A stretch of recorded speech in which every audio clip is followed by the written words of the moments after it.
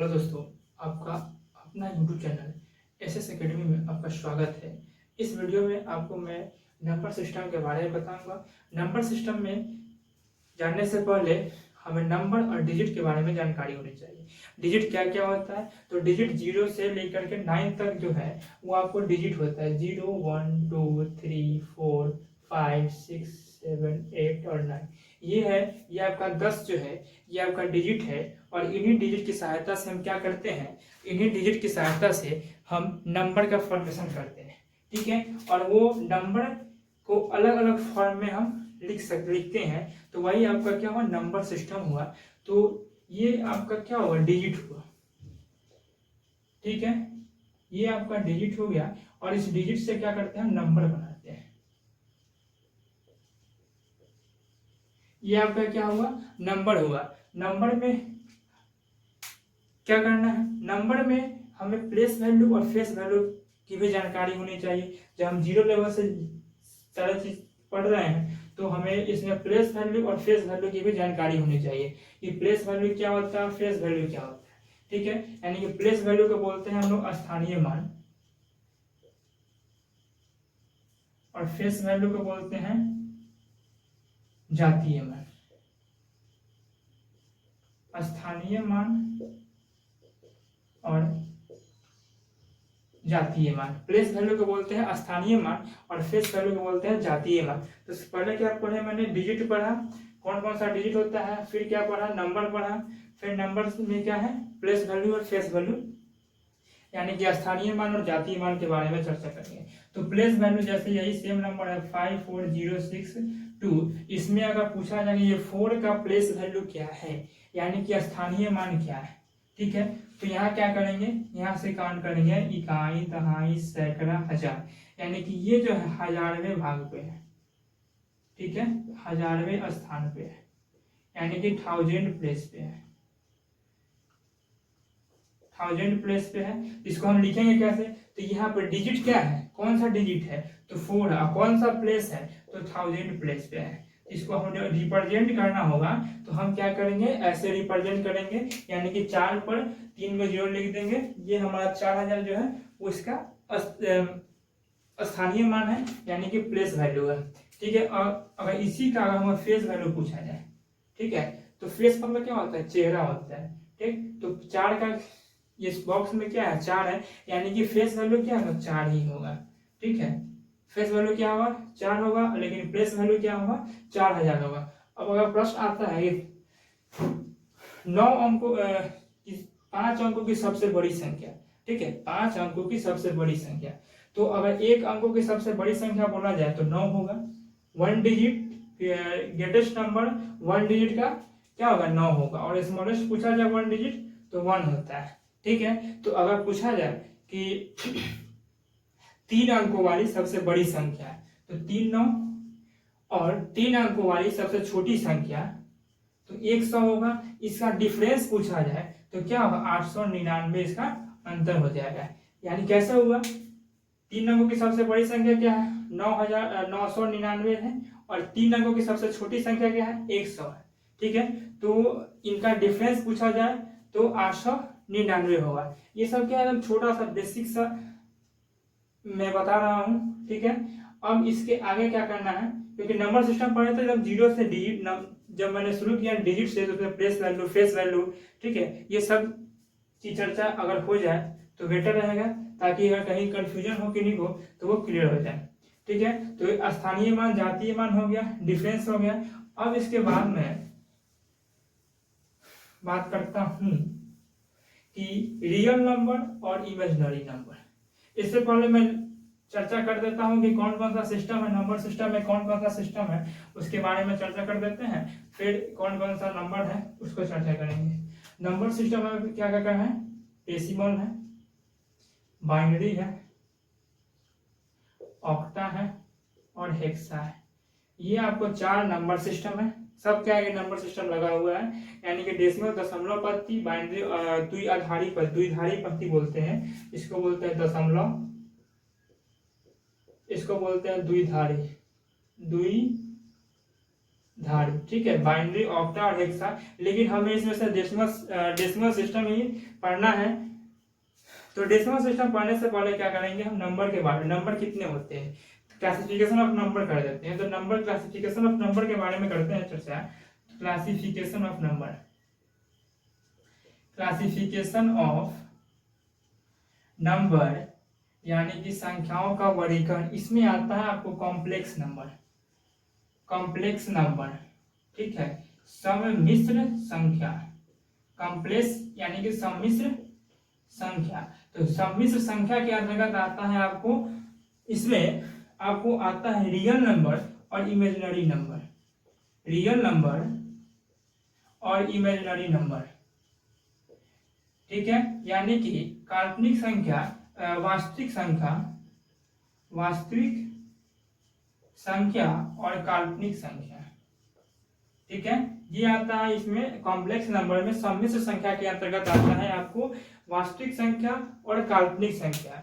अब वास्तविक संख्या क्या होता है, काल्पनिक संख्या क्या होता है, इसके बारे में हम चर्चा कर लेते हैं। वास्तविक संख्या यानी कि रियल नंबर। तो रियल नंबर आपको होता है माइनस इन्फिनिटी से प्लस इन्फिनिटी। रियल नंबर जो है वो आपको होता है minus infinity two plus infinity, ठीक है, माइनस इन्फिनिटी से प्लस इन्फिनिटी।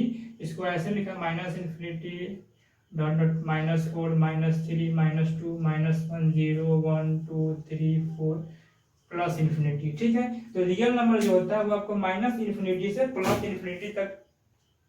और इमेजिनरी नाम से ही हमको पता है इमेजिनरी, ठीक है। तो इमेजिनरी को, इमेजिनरी नंबर जो होता है,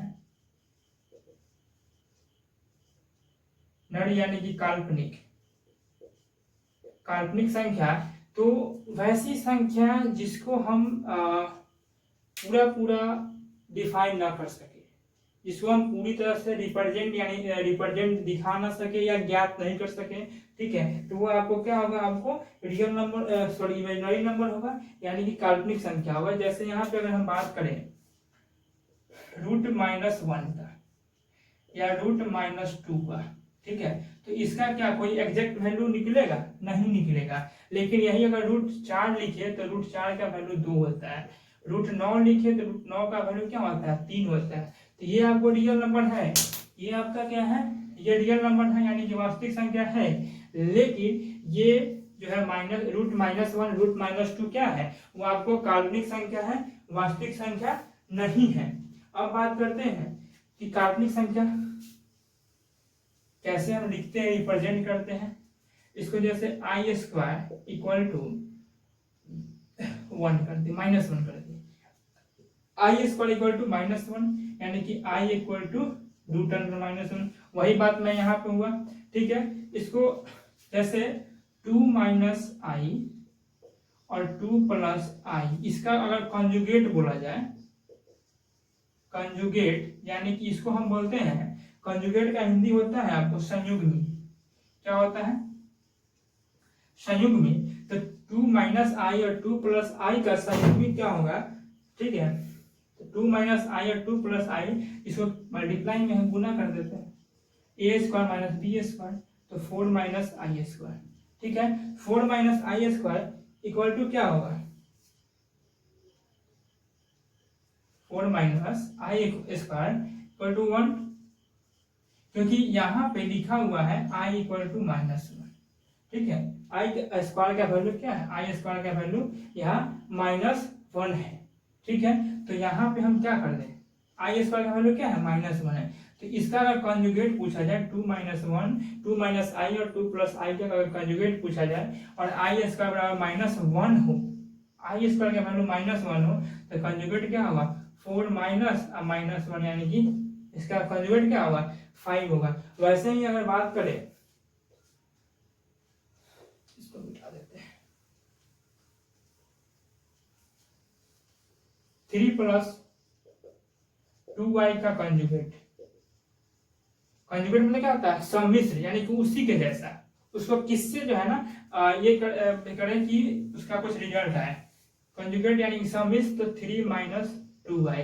जैसे ही 3 + 2y का कंजुगेट क्या होगा 3 - 2y, और यहाँ पे जैसे ही 3 + a + b और a - b क्या होता है 3a² माइनस क्या होगा b², है ना, तो 4i², ठीक है, और i² = -1, यहाँ देख लेते हैं, तो यहाँ 9 होगा और इसका -1, तो 4 × -1 9 + 4 यानी कि इसका वैल्यू क्या होगा 13 होगा। तो 3 + 2y और इसका कंजुगेट 3 - 2y होगा, तो ये आपको काल्पनिक संख्या यहीं पे समाप्त हो गया।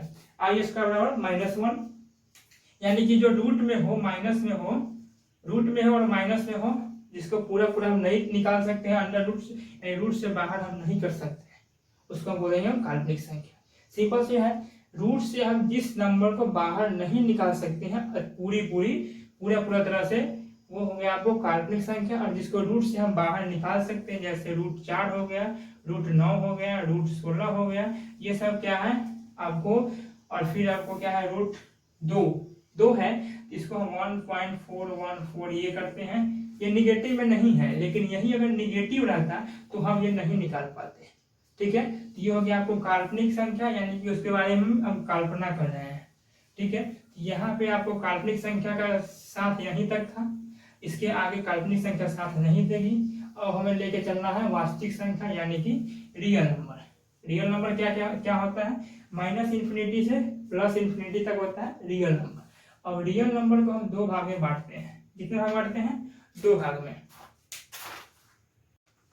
रियल नंबर को हम 2 भाग में बांटते हैं, रियल नंबर। अब वहां जो मैंने डेसिमल सिस्टम जो बाइनरी ऑक्टा हेक्सा वो सिस्टम था, तो रियल नंबर होता है इसमें 2 होता है, ठीक है। इसको 2 भाग में बांटा गया है, एक डेसिमल में और दूसरा इंटीजर में, ठीक है, यानी कि दशमलव में और ये पूर्णांक में, ठीक है। रियल नंबर को ही हम डेसिमल में भी बांटते हैं और इंटीजर में ही।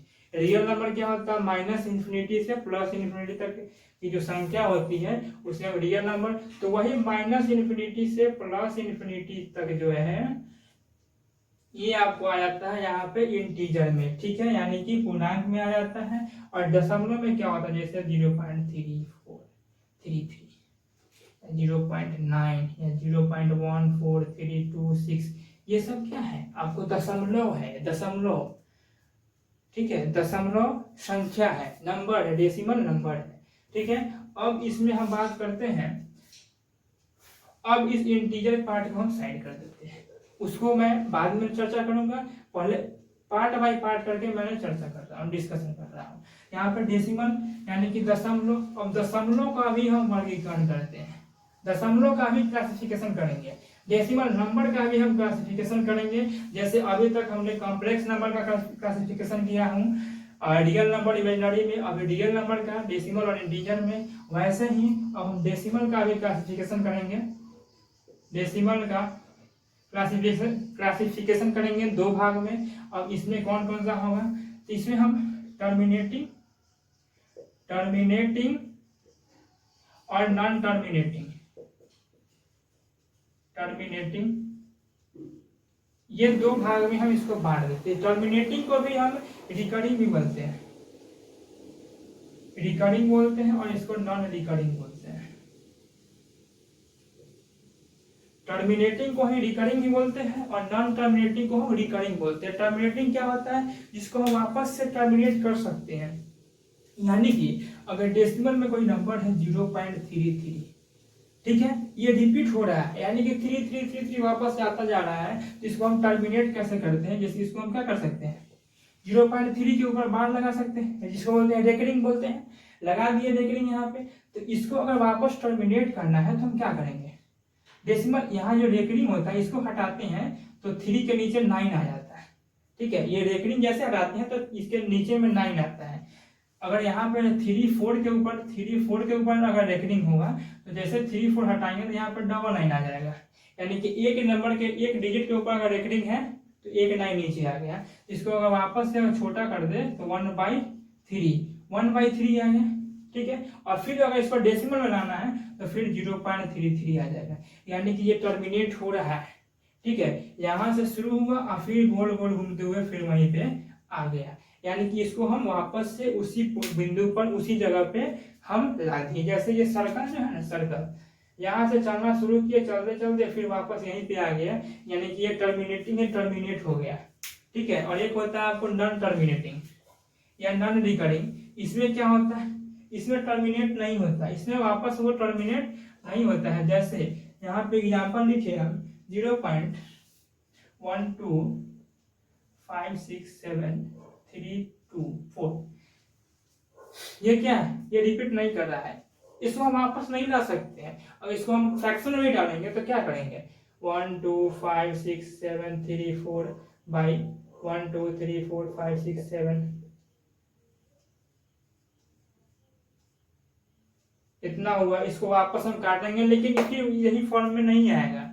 ठीक है, अगर हम सोचे इसको फ्रैक्शन फॉर्म में ला दें, यानी कि 1/3 को हम वापस 3.3 में लाए हैं, फिर 0.33 को 1/3 में लाए हैं, लेकिन ये क्या है, ये और आगे बढ़ता हुआ जा रहा है, लेकिन रिपीट भी नहीं कर रहा है, सेम डिजिट रिपीट भी नहीं कर रहा है, और उसको इसलिए हम उसको टर्मिनेट नहीं कर सकते हैं। ठीक है, टर्मिनेट नहीं कर सकते हैं, और इसको हम टर्मिनेट कर सकते हैं। तो डेसिमल में नंबर में भी टर्मिनेटिंग होता है और नॉन टर्मिनेटिंग होता है। ठीक है, रिकरिंग होता है, टर्मिनेटिंग को ही रिकरिंग बोलते हैं और नॉन टर्मिनेटिंग को ही नॉन रिकरिंग बोलते हैं। अब आगे बात करते हैं कि टर्मिनेटिंग को भी,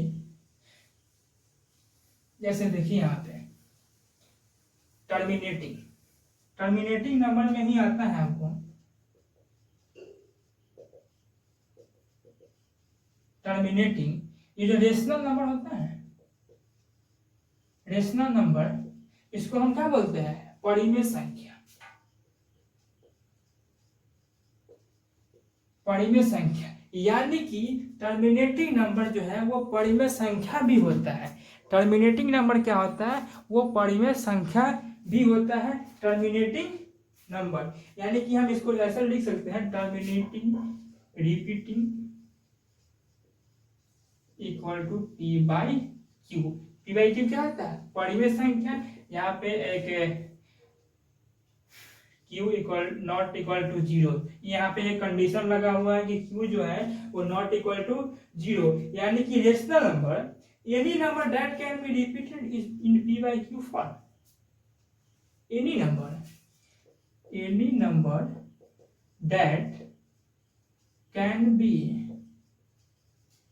रिपीटेड इन P/Q फॉर्म, यानी कि वैसी संख्याएं जो वापस रिपीट करके वो P/Q के फॉर्म में आ जाता है, तो उसको हम टर्मिनेटिंग नंबर बोलते हैं, टर्मिनेटिंग डेसिमल नंबर बोलते हैं। ठीक है, और वैसी संख्या any number that can not be repeated in P/Q form, यानी कि वैसी संख्या जो P/Q के फॉर्म में नहीं आती है वापस, उसको हम बोलते हैं नॉन टर्मिनेटिंग या नॉन रिकरिंग नंबर बोलते हैं। ठीक है, तो ऐसे यहाँ कह भी सकते हैं कि जो टर्मिनेटिंग नंबर है ना, वो रेशनल नंबर भी है। जो टर्मिनेटिंग है वो रेशनल है, और जो नॉन टर्मिनेटिंग है वो इरेशनल है, क्योंकि रेशनल नंबर तो P/Q के फॉर्म में आता है, वो टर्मिनेटिंग है, और जो नॉन टर्मिनेटिंग है वो इरेशनल है। यहाँ लिख सकते हैं कि any number that cannot be repeated in P/Q form. अब P/Q के फॉर्म में नहीं आया तो उसको हम इरेशनल नहीं बोल सकते, इक्विवेलेंट जो है इसको इरेशनल नहीं बोल सकते हैं, इरेशनल नहीं होगा। यानी कि जो रिपीट नहीं हो रहा है, P/Q के फॉर्म में वापस नहीं आ रहा है, तो उसको हम इरेशनल नहीं बोलेंगे। यानी कि इरेशनल नंबर जो है वो इक्विवेलेंट किसके होगा, नॉन टर्मिनेटिंग नंबर के इक्विवेलेंट होगा। नॉन टर्मिनेटिंग डेसिमल नंबर के इक्विवेलेंट क्या होगा, इरेशनल नंबर, और टर्मिनेटिंग डेसिमल नंबर के इक्विवेलेंट क्या होगा, रेशनल नंबर। ठीक है, रेशनल नंबर क्या होता है, P/Q के हम फॉर्म में उसको डाल देते हैं। यानी कि यहाँ पे लिखेंगे कि all terminating number is rational number, और all non terminating number is irrational number. ठीक है, यहाँ तक कोई दिक्कत नहीं है। तो इस वीडियो में आपको नंबर सिस्टम को यहीं पे हम समाप्त कर रहे हैं। नंबर सिस्टम का इसके आगे का पार्ट मैं नेक्स्ट वीडियो में आपको प्रस्तुत करूंगा। तब तक के लिए धन्यवाद। अगर वीडियो अच्छा लगे तो लाइक करें, शेयर करें, कमेंट करके बताएं कैसा लगा, और चैनल पर नए हैं तो चैनल को सब्सक्राइब करें और बेल आइकन दबाएं ताकि हमारी सारी वीडियो की नोटिफिकेशन आपको मिलते रहें। धन्यवाद।